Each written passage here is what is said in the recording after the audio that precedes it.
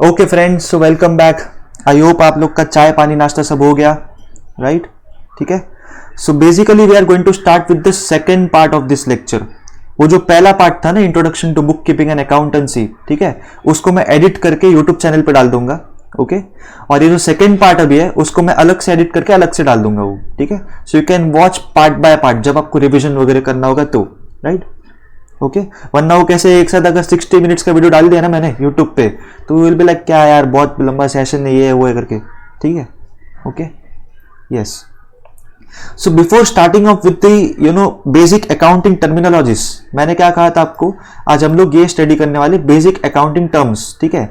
तो अभी मुझे ब्रेक के दौरान रोहन ने एक बहुत ही अच्छा सवाल पूछा which I want to discuss with every one of you all, ठीक है। तो ध्यान देना यहाँ पे 2 मिनट्स के लिए। ओके चलो, रोहन ने मुझे क्या कहा, सर आपने कहा हमको कि what is book keeping and accountancy, it is all about recording, ठीक है। एक minute, oh sorry, it's all about recording business and financial transactions. Okay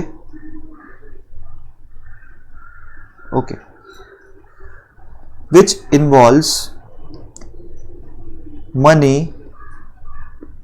or what money is worth, right? Okay yes. तो रोहन ने मुझे पूछा कि sir ये money is worth क्या होता है। Very brilliant question, right? So let's understand this with the help of an example. Suppose मैं एक शॉपकीपर हूं, ठीक है, एंड दिस इज तीर्थ।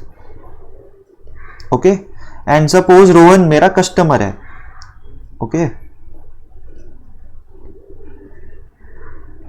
ठीक है, चलो तो रोहन मेरे पास क्या खरीदने आया। रोहन ने बोला कि तीर्थ जी आपके दुकान में मुझे ये बैट बहुत पसंद आया, क्रिकेट बैट, आप मुझे ये दो।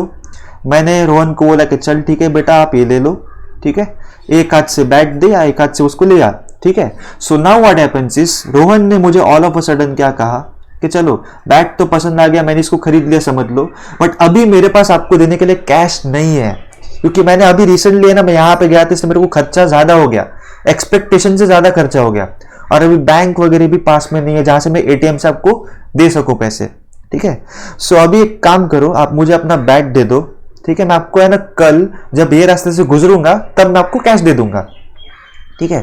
तो मैंने क्या बोला, छोट जाने दे, मतलब मैंने उसको ऐसे फ्री में नहीं दे दिया bat, right? What I told is, मुझे अचानक से स्ट्राइक हुआ, ठीक है, कि रोहन के जो डैड है, उनके जो पिताजी है, ठीक है, he is running a hotel, ठीक है, उनका खुद का होटल का बिजनेस है, ठीक है। तो मैंने क्या किया, आज चलो वैसे भी संडे मूड था, ओके, तो मैंने क्या कह दिया रोहन को कि चलो आज रात को मैं डिनर करने के लिए आपके डैड की होटल में आऊंगा, राइट? तो मैंने तेरे को अभी बैट कितने रुपए का दिया, 1000 रुपए का बैट बेचा है, तो तू मुझे अभी 1000 रुपए मत दे, 1000 रुपए का खाना खिला दे, तभी मैं तेरे को कैश नहीं दूंगा। हो गया सब settle. Okay so this is called as money is worth. तो एक बात अच्छे से याद रखो माय डियर फ्रेंड्स, ठीक है, मनी इज वर्थ क्या होता है, गुड्स के बदले या तो गुड्स हम लोग एक्सचेंज करते हैं, ठीक है, या तो सर्विस के बदले सर्विस, या तो गुड्स के बदले service, what ever it may be. Okay right, मतलब यहां पे कोई फाइनेंस का मतलब यही नहीं था ना, यहाँ पे इन्वॉल्वमेंट, उसने मेरे को पैसा दिया नहीं, ठीक है, मैंने क्या बोला कि कोई बात नहीं तो मुझे खाना खिला दे। Okay so it is as good as money only, ठीक है। उसने मुझे 1000 रुपए नहीं दिए, वो 1000 रुपए मैंने वहां सेटल कर दिया। Okay so it involves money और मनी इज वर्थ, ठीक है। So this is the example of money is worth. Okay clear, देख लो एक बार अच्छे से माय डियर फ्रेंड्स। मिटा दू, आगे बढ़े, कूल, चलो ठीक है। So now we will be moving forward with the agenda of this session. जो मैंने आपको कहा था कि आज हम लोग एक बहुत ही इंपॉर्टेंट टॉपिक डिस्कस करने जा रहे हैं which involves basic accounting terminologies. ये टर्मिनोलॉजीज अगर आपने अच्छे से समझ ले लिया ना, ठीक है, तो अगले 5-6 साल का जो आपका पढ़ाई का जो पूरा एक कैरियर है ना, ट्रांजिशन ऑफ कैरियर, ठीक है, पढ़ाई करके कैरियर की तरफ जब भी आप आगे करोगे, जॉब करोगे, तो ये बेसिक ट्रांजेक्शन जो बेसिक टर्म्स होते हैं हम लोग को पता होना ही चाहिए वो, ठीक है. So the very first accounting terminology that we are going to start with is called as transactions. Okay, so when there is a transaction होता कब है? ट्रांजेक्शन तब होता है जब there is an exchange of goods and services between two or more persons or parties, right? मतलब obviously ताली एक हाथ से तो बजने वाला नहीं है ना. It's impossible. मतलब एक A पार्टी होना चाहिए, एक B पार्टी होना चाहिए for that. Okay, so transactions happen only when there is a exchange of goods and services between two or more persons. Okay, so that is an example of transaction. Okay, now there are basically two types of transactions. दो किस्म के होते हैं. एक होता है monetary transaction and दूसरा होता है non monetary transaction. Now let's first focus on monetary transaction. Under monetary transaction also there are two subsections in it. ठीक है. First is called as cash transaction, second one is called as credit transaction. तो अभी आप लोग मुझे बोलोगे कि sir ये कैश ट्रांजेक्शन कैसा होता है, क्रेडिट ट्रांजेक्शन कैसा होता है, एग्जांपल लेके बताओ. तो लो example. So first example is suppose I am a shopkeeper. यार सब जगह पे मैंने खुद को शॉपकीपर ही बना दिया है, समझ नहीं आ रहा. शॉपकीपर हो कि टीचर हो. चलो Rohan, let's take Rohan. Rohan is a shopkeeper. ठीक है. रोहन ने फर्नीचर सेल किया कस्टमर को और उसके बदले में उसको कैश मिला 4000 rupees. So this is an example of cash transaction. Okay, as simple as it is. और मैंने मोबाइल का बिल पे किया 5000 रुपए का. भाई इतना महंगा तो बिल होता नहीं है कहीं पे भी. चलो पकड़ लो 500 रुपया. ठीक है. So this is an example of a cash transaction where there is a direct involvement of cash. Okay, बराबर आया बात समझ में? Right. Now let's move forward. ठीक है.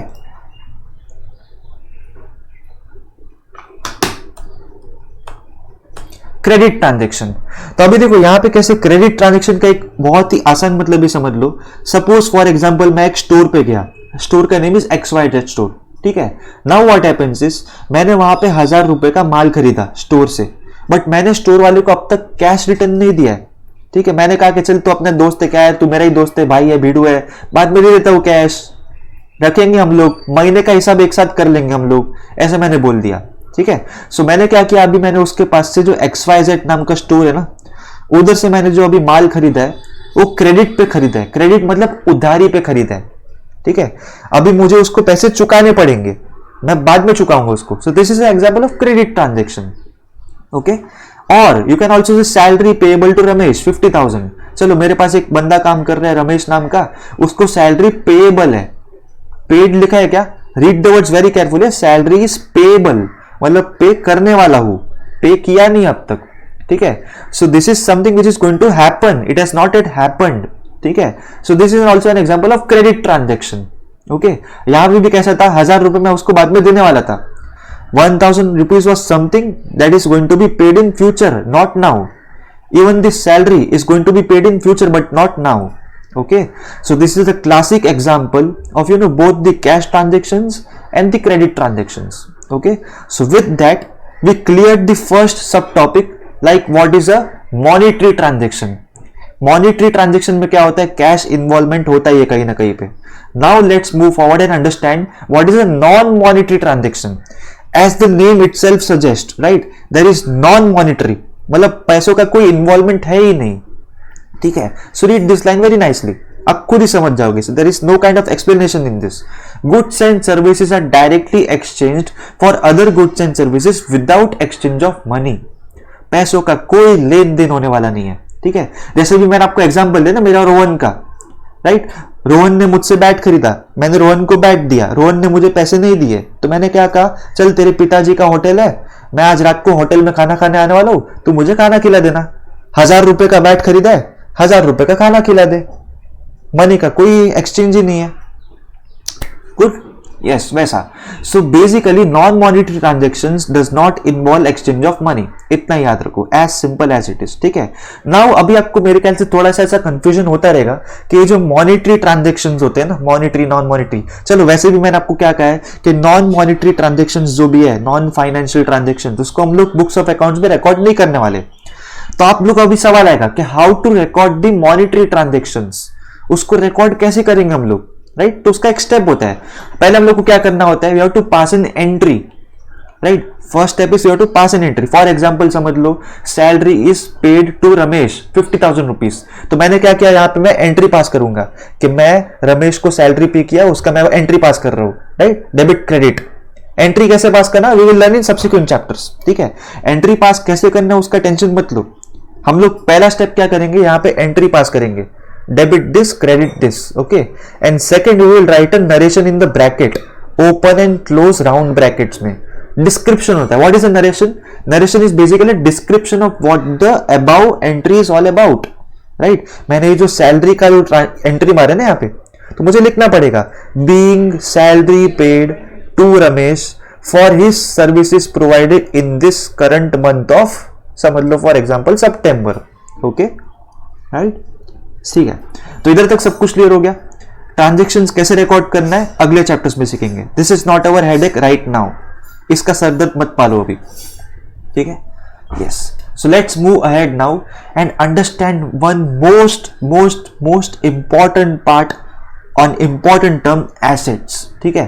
थोड़ा ध्यान और 100% से बढ़ा दो, अब तक 100% थे आप लोग, अभी 200% कर लो उसको, ठीक है। So basically what is an asset my dear friends, ठीक है। An asset is a resource that an individual, corporation or a country owns or controls with the expectation that it will provide a future benefit, ठीक है। अभी मेरे को एक बात आप बताओ माय डियर फ्रेंड्स, आपके घर पे जो भी आपके माता पिता ने गोल्ड, कैश, सिल्वर, शेयर बाजार में इन्वेस्ट करने के लिए जो स्टॉक्स वगैरह खरीदे, किस उम्मीद से खरीदे, ताकि समझ लो, अगर समझ लो मैं अपना खुद का एग्जांपल लेता हूं, I am 27 years of age, 28 years sorry, इस सितंबर को 28 हो जाऊंगा, ठीक है।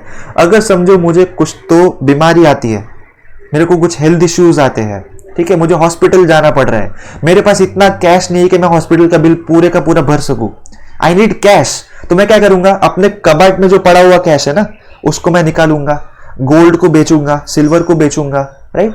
मतलब वो सब जो पैसों का जुगाड़ होता है ना वो मैं अच्छे से करूंगा, ठीक है। So this will be a benefit for me in future, अगर जरूरत पड़ा तो, या तो अगर मुझे उसका लुफ्त उठाना है कि चलो अभी मैं रिटायर हो रहा हूं, अभी मुझे जॉब नहीं करना है, कुछ भी नहीं करना है, अब मेरे पास जो भी एसेट्स है थोड़ा एसेट्स बेच देता हूं ताकि मेरे पास इतना फिक्स्ड इनकम पड़ा रहे, उसको मैं धीरे धीरे करके खाऊंगा, right. So this is a future benefit for me, बराबर।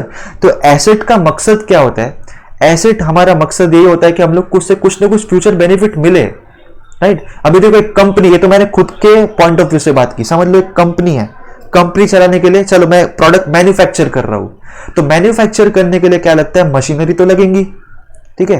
तो मशीनरी जो है वो मेरा इन्वेस्टमेंट है, वो this is my fixed asset, okay, वो मेरा फिक्स्ड एसेट है वो, क्यों, क्योंकि इससे मेरे को फ्यूचर बेनिफिट मिलेगा ना, ये मशीन के वजह से माल बन रहा है, मशीन की वजह से मैं प्रोडक्ट मैन्युफैक्चर कर पा रहा हूं, और एक प्रोडक्ट मैन्युफैक्चर करूंगा तब आगे जाके बेचूंगा ना मैं, जब प्रोडक्ट ही मैन्युफैक्चर नहीं करूंगा तो बेचूंगा क्या, ठन Gopal, right. So this is an example, okay. एक ऐसा जो सर्विस होता है ना, मतलब जो भी मैं बनाता हूं, मेरा मशीनरी है, मेरे कबर्ड में जो कैश पड़ा है, गोल्ड सिल्वर वगैरह, इससे मेरे को फ्यूचर में कुछ ना कुछ बेनिफिट होने ही वाला है, that is called as an asset, okay my dear friends, इधर तक क्लियर हुआ, ठीक है। So basically there are 3 important types of assets in accounting, ठीक है। First is called as a fixed asset, और we also called is at a non current asset. इसके दो नाम है, या तो फिक्स्ड एसेट बताओ या तो नॉन करंट एसेट बताओ, दोनों सेम ही होएगा, वो डेफिनेशन दोनों का सेम रहेगा। Second one is called as the current assets and the third one is called as fictitious assets. Let's study one by one all of this 3 parts individually, ठीक है। So what is a fixed asset my dear friends? Fixed asset वो asset होता है that have a real existence, read this loud very nicely carefully in आराम से, ठीक है। assets that are having real existence which can be seen, आंखों से देख सकते हैं हम लोग, नैनों से नैना लड़ा लो, ठीक है। which can be felt, अभी देखो मशीन चल रहा है, मशीन चलता है तो कभी कभी कुछ कुछ स्मेल आता है, राइट, फैक्ट्रीज में से कुछ कुछ स्मेल आती है, we can feel that smell, right, smell आता है, या तो मशीन का आवाज आ रहा है, we can feel that noise, ठीक है। मेरे एक्शंस को अच्छे से देखना अभी, ठीक है, विच यू कैन टच, हम लोग अच्छे से उसको टच भी कर सकते हैं, ठीक है। So that is they are either tangible or intangible in nature which provide value to the business for a long period of time, ठीक है। मतलब अभी ये जो देखो 2 नए वर्ड्स आपके सामने आ गए, एक होता है टेंजिबल, दूसरा होता है इनटेंजिबल। तो टेंजिबल मतलब क्या होता है, which can be seen and which can be touched, जो हम लोग अपनी नंगी आंखों से, नेकेड आईज से हम लोग देख सकते हैं और उसको हम लोग टच कर सकते हैं, okay right. Whereas intangible क्या होता है, विच कैन जस्ट फील, हाँ वैसे तो मशीन चल रहा है, नॉइज आ रहा है, we can feel that noise, we can feel that smell, odours होता है फैक्ट्री का, कुछ ना कुछ ओडर होता है जब कुछ मैन्युफैक्चर होता है ना, हो सकता है कि कभी कभी कुछ कुछ प्रोडक्ट में कुछ स्मेल आता हो, right, we can feel that smell, okay. So that's the difference between a tangible and intangible, okay, ये होता है, ओके चलेगा। नाउ लेट्स मूव फॉरवर्ड, ठीक है। What is the example of fixed asset, land हो गया, बिल्डिंग हो गया, मशीनरी हो गया, जैसे मैंने आपको अभी बताया था 2 मिनट पहले, ठीक है, ये मेरे फिक्स्ड एसेट्स है, ओके। नाउ अभी एक चीज थोड़ा सा है ना ध्यान में रखो, हम लोग नॉन करंट एसेट और फिक्स्ड एसेट दोनों का सेम डेफिनेशन है, बट थोड़ा और डिटेल में समझ लेते हैं कि नॉन करंट एसेट होता क्या है, ठीक है। तो पढ़ो ये चीज very nicely. Non current asset is a company's long term investment that are not easily converted to cash or are not expected to become cash within an accounting year, ठीक है। मतलब नॉन करंट का simple मतलब ये समझ लो, एक ऐसा एसेट है जिसको हम लोग फटाफट कैश में कन्वर्ट नहीं कर सकेंगे, उसको कैश में कन्वर्ट करने के लिए बहुत तकलीफ होती है, या तो बहुत टाइम लग जाता है, या तो तकलीफ या तो टाइम, कुछ भी हो सकता है, okay. So let's take one example, मैं आपको एग्जांपल के तौर से समझाऊंगा तो ज्यादा अच्छा पड़ेगा। समझ लो कि मैं अभी एक बिजनेस है मेरा, ओके ठीक है, ध्यान से सुनना ये चीज अभी, ठीक है। अभी मुझे I am in the 9th year of business, मतलब मेरा बिजनेस चलने के लिए 9 साल हो गया, ठीक है। और मुझे ये चीज अच्छे से पता है कि going forward from 11th year मैं अपना बिजनेस चलाने के लायक नहीं बचने वाला हूं। I am not capable to run the business from 11th year onwards, okay. So मैंने क्या किया, मैंने फ्यूचर प्लानिंग करना चालू कर दिया अभी से ही। अभी देखो, अभी तो मैं कहां पे हूं, अभी I am in the 9th year, right, अभी आई एम ओवर ईयर। सो मैंने क्या कर दिया ना, मैंने सोचा कि चलो अभी मेरे बिजनेस में क्या क्या है, मेरा खुद का पूरा बिजनेस सेटअप है, ठीक है, बराबर, ये एक है, प्लांट है, मशीनरी है, ठीक है, फर्नीचर्स है, ओके, ठीक है, अलग अलग चीजें हैं यहाँ पे, ओके, लैंड है, बिल्डिंग है, ठीक है। अभी मुझे आप एक चीज बताओ माय डियर फ्रेंड्स, आपको क्या लगता है, सॉरी फॉर दिस, ठीक है, आपको क्या लगता है कि ये जो बिजनेस है पूरा, अगर मैं अपना बिजनेस बेचना चाहता हूं, किसी और सुरक्षित हाथों में देना चाहता हूं, तो ये डिसाइड करना पड़ेगा ना मुझे कि कौन से सुरक्षित हाथों में मेरा बिजनेस जाना चाहिए, ताकि मेरा जो नाम है बना रहे कम से कम, कि चल कम से कम अगर तीर्थ बिजनेस मेंटेन नहीं कर पाया तो उसने ऐसे हाथों में बिजनेस दिया है जो अपना सेफ हाथ है वो, ठीक है, it's a safe hand business, okay. तो ये डिसाइड करना पड़ेगा कि कौन सी कंपनी को मैं अपना काम चलाने के लिए दूं। प्लांट एंड मशीनरी, अभी ये क्या लगता है आपको, ये जो मेरे पास प्लांट है, मशीनरी है, जो मैंने इतना सारा इन्वेस्टमेंट किया हुआ था, रातों रात बिक जाएगा क्या? वो पॉसिबल नहीं है ना वो तो। समटाइम्स कभी कभी कैसे होता है, बार्गेनिंग होते हैं, डिस्कशंस होते हैं, बहुत राउंड्स ऑफ मीटिंग वगैरह होती है, कितने में बेचना है, क्या बेचना है, क्यों बेचना है, कैसे बेचना है, कितने पैसों में बेचना है, बार्गेनिंग वगैरह होता है, तो it takes a lot of time. कभी कभी तो क्या होता है ना, कभी कभी it takes around 1 to 2, around 1 to 2 और इवन 3 फाइनेंशियल और अकाउंटिंग ईयर्स, ठीक है। मतलब it's not a overnight process, हम लोग इसको फटाफट नहीं कर सकते वो चीजों को, ठीक है। सो मैंने क्या सोचा ना, अभी से I am in the 9th year, मैं सोच रहा हूं कि अभी से ही मैं ये सब चीजों का कस्टमर ढूंढना चालू कर देता हूं कि कौन मेरा बिजनेस सक्सेशन में आगे बढ़ाएगा, मैं किसको अपना माल बेचूं, प्लांट मशीनरी वगैरह, right. So basically this are all the examples of a non current asset, land, building, furniture, plant machinery, पूरे का पूरा बिजनेस मैं विद इन 1 ईयर नहीं डिसाइड कर सकता हूं कि किसको दूं, कैसे दूं, ठीक है। So this are all the classic examples, ठीक है, of a non current asset, okay, clear my dear friends, right. अभी आप मेरा ये पीपीटी पढ़ो, अब आपको ये थोड़ा अच्छे से समझेगा, रिलेट कर पाओगे आप, ठीक है। What is a non current asset which cannot easily be converted to cash or are not expected to become cash within an accounting year। एक साल में सब कुछ नहीं कन्वर्ट हो सकता है, वो मुश्किल है वो, ठीक है। डन, इधर तक क्लियर हो गया। This are the examples, real estate, equipment, plant, machinery, सब कुछ, ठीक है। Now let's move forward and understand what is a current asset. तो नॉन करंट का उल्टा करंट, सिंपल। तो पढ़ो ये चीज, आपको ही समझ जाओगे। Current assets represent all the assets of a company that are expected to be conveniently sold, consumed, used or exhausted through the standard business operations within 1 year।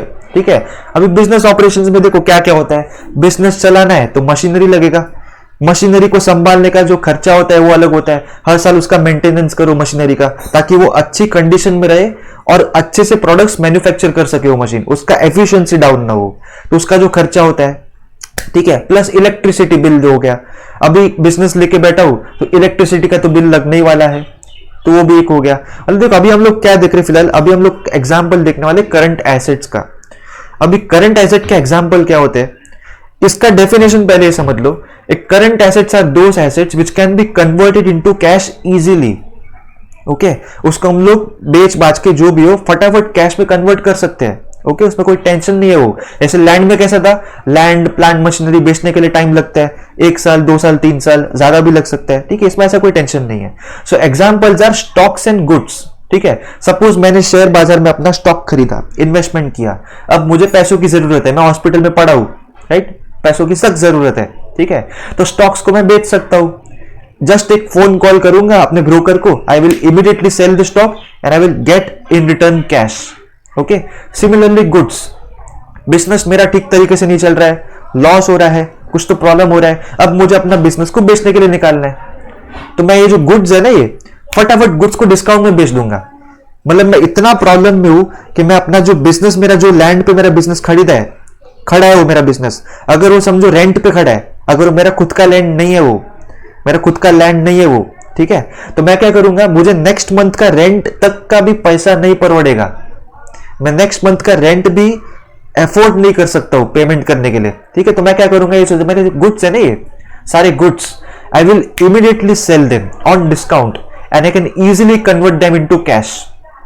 Okay, so this is a classic example, right. मतलब देखो current assets क्या होता है, which can be converted into cash within 1 financial year, but non current assets can not be converted into cash within 1 financial year. It approximately takes around 1, 2, 3 और even 4 और 5 years में भी, depend करते हैं वो कितना complicated आपका business और इश्यू है, उस हिसाब से, ठीक है, वैसे रहते हो। तो बहुत सोच समझ के, ठीक है। ओके, इधर तक all clear my dear friends, crystal clear, ठीक है। एक बार आप देख लो पूरा, एक बार पीपीटी को स्टडी कर लो, go through it for 1 minute, 1 minute का समय देता हूं मैं आपको।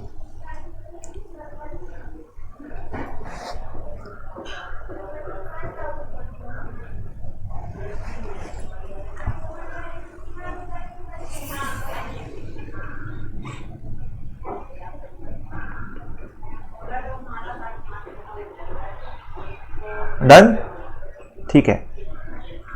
yes. ये एग्जाम्पल भी समझ में आ गया ना आपको my dear friends, all clear, ठीक है, चलेगा।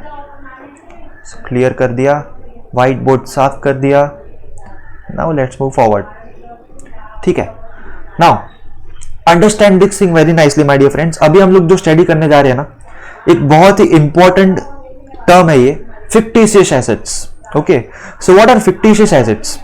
तो fictitious asset क्या होता है, ये समझने से पहले let's quickly recap like what is an asset, जो हम लोग ने अभी अभी डिस्कस किया था ना पिछले स्लाइड में, इतना सारा डिस्कस किया था हम लोग ने एसेट क्या होता है करके, ठीक है। So assets are something which are owned by an individual or either by a company, ठीक है, हमारे मालिकी की चीज है वो। Okay, and it generates income over a longer period of time, हमारे बिजनेस को कैरी करने में अच्छा खासा काम आता है वो assets. Okay, and they also have economic value and can be exchanged or sold, जरूरत पड़ा इमरजेंसी कुछ हुआ तो हम लोग सेल वगैरह कर सकते हैं। So this are the 3 basic pointers and definition of an asset. Okay, but what is a fictitious asset now? Fictitious asset ऐसा टाइप ऑफ एसेट होता है जो है तो एसेट बट अभी हमको उसका खर्चा लगने वाला है। ध्यान से सुनना, फिक्टिशियस एसेट ऐसा टाइप का एसेट है जो है तो एसेट बट अभी उसका हम लोग को खर्चा उठाना पड़ेगा। खर्चा मतलब क्या, एक्सपेंसेस भी हो सकता है, राइट। और अगर वो जो खर्चा है वो इन फ्यूचर वो है ना लॉस भी दे सकते हो। मतलब ऐसे जरूरी नहीं है कि यार हम लोग ने अभी जो खर्चा कर लिया उसमें मेरे को प्रॉफिट होएगा। कभी कभी हमारे जो डिसीजन है ना उसके वजह से शायद प्रॉफिट भी हो सकता है, लॉस भी हो सकता है। There is no guarantee. ठीक है, so expenses and losses that are not accounted मतलब लिखा हुआ नहीं रहता है, that are not written off during the same financial year. ठीक है, हम लोग एग्जाम्पल के साथ समझेंगे, अभी सिर्फ आप ये पॉइंटर्स देख लो। ठीक है, और दूसरा चीज क्या होता है, they are amortised divided over time, मतलब उसको छोटे छोटे टुकड़ों में भरना पड़ता है। वो जो एक खर्चा होता है ना एक्सपेंस, समझ लो अगर अभी मैंने 1 करोड़ का खर्चा किया तो पूरा 1 करोड़ रुपया मैं सेम फाइनेंशियल ईयर में नहीं दिखा पाऊंगा उसको, मुझे उसको 10 अलग अलग टुकड़ों में तोड़ना पड़ेगा। ठीक है, वैसे रहते हो। सो this is not a definition of asset, right. ठीक है, ध्यान से अगर आप स्टडी करोगे ना, ये जो 2 पॉइंटर्स है ना, expenses and losses that are not accounted, written off during the same financial year, and they are amortized within, divided over time. Does this lines support the definition of asset? No, right? Asset क्या होता है? Owned and by individual or company. Fictitious asset is not owned by individual or a company. ठीक है? Assets क्या होता है? They generate income over a long term, right? ये generate कर भी सकता है, नहीं भी कर सकता है. So it's not a perfect definition of asset, okay? Fictitious asset, okay? And their economic value can be exchanged or sold, but fictitious assets cannot be, okay? So basically this definition of assets जो अभी आप देख रहे हो पहले के जो 3 points, right? This is not supported by the definition of fictitious assets, and इसीलिए उसका नाम हम लोग ने क्या रखा हुआ है, fictitious assets है। वो assets से थोड़ा हटके है, वो थोड़ा सा डिफरेंट है वो, इसलिए उसका नाम है fictitious asset। Okay, let's study this with the help of an example. ठीक है, एक एग्जांपल मैं आपको दूंगा ना, बराबर आपको समझ में आ जाएगा। ओके, सपोज चलो मेरा एक शॉप है, मैं क्रिकेट बैट मैन्युफैक्चर कर रहा हूं और बेच रहा हूं। ठीक है, मैन्युफैक्चर भी कर रहा हूं और बेच भी मैं ही रहा हूं cricket bats. Okay, now manufacture करने के बाद में अभी उसको मुझे प्रमोट करना पड़ेगा, google.com पे जाके सबको बताना पड़ेगा, यूट्यूब चैनल चालू करना पड़ेगा, डिजिटल मार्केटिंग करना होगा, मुझे खुद का मतलब मार्केटिंग एक्सपेंसेस करना होगा, एडवर्टाइज डालना पड़ेगा टीवी एड के ऊपर, कुछ तो कुछ करना पड़ेगा ना मुझे, तभी तो मेरा बिजनेस चलेगा ना, वरना इतने सारी कंपनीज है, कौन मुझे याद रखेगा। ठीक है, so for that thing what I did is I will इंकर मार्केटिंग एंड एडवर्टाइजिंग एक्सपेंसेस। ठीक है, तो ये जो मार्केटिंग और एडवर्टाइजिंग एक्सपेंस जो है ना, समझ लो कि फॉर एग्जांपल मैंने कितना इंकर किया, I incurred an expense of 1 crore. ठीक है, मुझे 1 करोड़ का खर्चा हुआ। ठीक है, तो मैं ये बोल रहा था कि जो 1 करोड़ का जो खर्चा होता है ना 1 करोड़ रुपीस का, I can not show this 1 crore rupees in the books of account in just 1 financial year. I have to break it down into 5 to 10 different financial years. ठीक है, so here comes the number line my dear friends, ये रहा मेरा number line. Financial year 1 10 lakh रुपए मैंने बता दिया books of account में खर्चा हुआ, फाइनेंशियल ईयर 2 10 लाख रुपया, तीसरे साल 10 लाख, चौथे साल 10 लाख, ऐसे 10 सालों तक मेरे को 10 साल का खर्चा हुआ और मैंने 1 करोड़ रुपए को 10 टुकड़ों में तोड़ दिया। ठीक है, वो इधर तक क्लियर, राइट। तो एक बात अच्छे से समझना कि जो एक्सपेंस होता है ना मार्केटिंग एक्सपेंस, मैं अपने बुक्स ऑफ अकाउंट्स में क्या लिखूंगा, बुक्स ऑफ अकाउंट्स में मैं ये लिखूंगा कि जो 1 करोड़ रुपया है, ठीक है, मैं उसको अभी 10 लाख रुपीस मैंने ये साल मार्केटिंग के लिए खर्चा किया 2020-2021 में, 2020-21 में 10 लाख का खर्चा, 2021-22 में 10 लाख का खर्चा, 2022-23 में 10 लाख का खर्चा। मतलब मार्केटिंग का जो एक्सपेंस है ना, मार्केटिंग एंड एडवर्टाइजिंग, इसको मैं 10 अलग अलग टुकड़ों में तोड़ दूंगा, 10-10 लाख 10-10 लाख बोल बोल के। ठीक है, और ऐसा क्यों किया जाता है? ठीक है, आपके मन में सवाल आ रही रहेगा, why not accounting whole 1 crore in the current financial year? तो बहुत अच्छे से इसका रीजन समझ के लेना। ठीक है, बहुत अच्छे से। ठीक है, अगर समझ लो मैंने पूरा 1 करोड़ रुपीस, राइट, पूरा 1 करोड़ रुपीस अगर मैंने फर्स्ट ईयर में बता दिया, यहां पे ही फर्स्ट ईयर में ही, और अगर समझ लो मेरा पूरा बिजनेस का जो प्रॉफिट है फर्स्ट ईयर में, ठीक है, चलो मैं आपको एग्जांपल लिख के बताता हूं। ठीक है, माय रेवेन्यू, ठीक है, चलो ब्लैक पेन लगाता हूं, my revenue from the business is समझ लो 20 lakhs। ओके, और एक्सपेंस जो मैंने मार्केटिंग का एक्सपेंस वगैरह टोटल किया हुआ है, ठीक है, मार्केटिंग एडवर्टाइजिंग वगैरह जो भी है वो, अगर मैंने समझ लो फॉर एग्जाम्पल पूरा 1 करोड़ अभी बता दिया so what do you think my dear friends, आप लोग अभी इन्वेस्टर हो, आप थोड़ी देर के लिए ना इन्वेस्टर बन जाओ, क्या आप ऐसे बिजनेस में इन्वेस्ट करोगे क्या? इसका खर्चा ही 1 करोड़ का हो गया है और रेवेन्यू कितना कमा रहे हो? सिर्फ 20 लाख रुपया। भाई ये तो खतरे वाला कंपनी है ना भाई। अभी आज इसने खर्चा किया है, पता नहीं कि कल उठ के 1 करोड़ रुपए कमा भी पाएगा कि नहीं। तो ऐसे कंपनी में आप क्यों इन्वेस्ट करोगे बाबा? नहीं करोगे ना।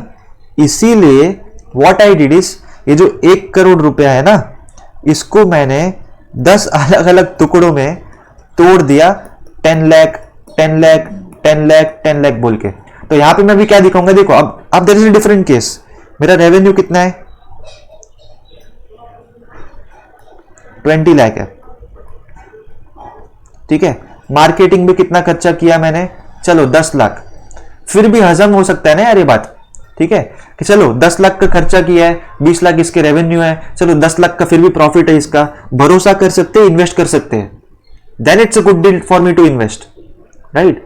सो दैट्स व्हाई हम लोग इसको मतलब पूरा एक साथ अकाउंट नहीं करते, फिक्टिशियस एसेट्स को थोड़ा थोड़ा करके दिखाया जाता है हमेशा, कोई भी कंपनी हो, ठीक है। So this is the reason. तो रीड कर लो ये, the profit for the year में सीम लो if recorded whole 1 crore in the current financial year and therefore investors may get panic हो सकता है, राइट। सब लोग माल बेच देंगे, कोई इन्वेस्टमेंट करेगा ही नहीं वो कंपनी में फिर तो, ठीक है। ऑल क्लियर, समझे इधर तक सब कुछ, ठीक है। तो ये मैंने आपको जो पूरा जो एग्जांपल बताया ना, ये चीज बैट मैन्युफैक्चर किया, एक्सपेंस किया, मार्केटिंग का, ये का उसका उसका। अभी एक बात अच्छे से समझो, ये जो मैंने आज खर्चा किया है पूरा, ठीक है, मार्केटिंग और एडवर्टाइजिंग के ऊपर, मैंने आज प्रोडक्ट का मार्केटिंग किया है, तो आपको क्या लगता है पहले दिन से ही मेरे को इसका बेनिफिट मिलना चालू हो जाएगा क्या? नॉट पॉसिबल ना। हो सकता है कि कभी कभी 10 दिन में उसका रिजल्ट मेरे को मिले, 15 दिन, 20 दिन, 1 महीना, 2 महीना, मतलब मुझे जो आज मैंने एडवर्टाइजिंग का खर्चा किया है फ्यूचर में मिलेगा, राइट। मतलब ये जो मैंने पूरा अभी खर्चा किया है ना, खर्चा, इसको हम लोग क्या बोलते हैं? Understand this term very nicely, it is called as preliminary expense, right. This is called as preliminary expense. So what is preliminary expense? ठीक है, ध्यान से सुनो ये चीज। Expenses incurred before a company is formed, that is cost incurred before the start of business operations.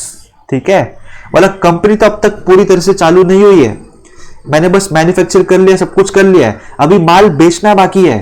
माल बिकेगा तब profit होगा, सब कुछ होगा ना, राइट।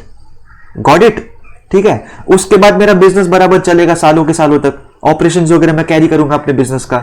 मतलब ऐसा एक्सपेंस कर दिया मैंने मार्केटिंग और एडवर्टाइजिंग के ऊपर, इसका फायदा मुझे अभी नहीं बाद में मिलने वाला है, ठीक है। तो अभी के लिए तो खर्चा है ना, अभी के लिए it's an expense, therefore we call it as a preliminary expense. हुआ clear my dear friends? All clear, ठीक है। I give you 1 minute of time, एक बार आप इसको गो थ्रू कर लो, पूरा ये जो एग्जाम्पल है गो थ्रू करो, ठीक है। और इसको 1 करोड़ को क्यों एक साथ एक टुकड़ों में नहीं, मतलब एक ही फाइनेंशियल में क्यों नहीं बताया, उसका भी रीजन आप अच्छे से समझ लो ये सब रीड करके। If you get any doubts, chat box पे लिखो।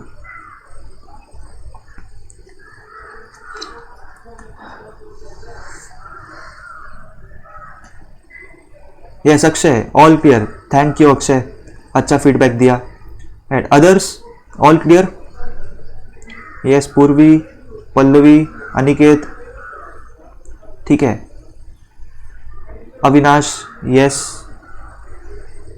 हाँ ठीक है, चलो सबको क्लियर हो गया, परफेक्ट, ठीक है। तो प्रिलिमिनरी एक्सपेंस क्या होता है ये भी क्लियर हो गया ना? एक बार फटाफट थम्स अप डाल दो, ठीक है, okay, yes. And don't worry guys, ये जो मैं अभी आपको सिखा रहा हूं ना, this is not going to go. मैं अभी अपना YouTube चैनल पे सब कुछ एडिट वगैरह करके ये सब मैं डालने वाला ही हूं पूरा, ठीक है। तो आप कैसे रिवीजन वगैरह अगर करना रहेगा, you can watch that video again for your convenience, ठीक है, यस। चलो आगे बढ़ते हैं। So now let's we will be taking one more term, debtor and creditor. अभी एसेट्स का जो डेफिनेशन है वो समझने के बाद ये सबसे इंपॉर्टेंट चीज होता है, डेटर और क्रेडिटर। कौन किसका डेटर है, कौन किसका क्रेडिटर है, कैसा है, क्या है, वो सब हम लोग है ना थोड़ा और डिटेल में समझेंगे। But for that what I will do is, ये जो पूरा सेशन है ना, अभी से जो मैं चालू करूंगा डेटर और क्रेडिटर का, इसको मैं थर्ड पार्ट बोल के अपने यूट्यूब चैनल पे अपलोड कर दूंगा। ठीक है, सो इधर तक आपको क्लियर हो गया। Now we are starting with the third part, debtor and creditor. Okay, चलो।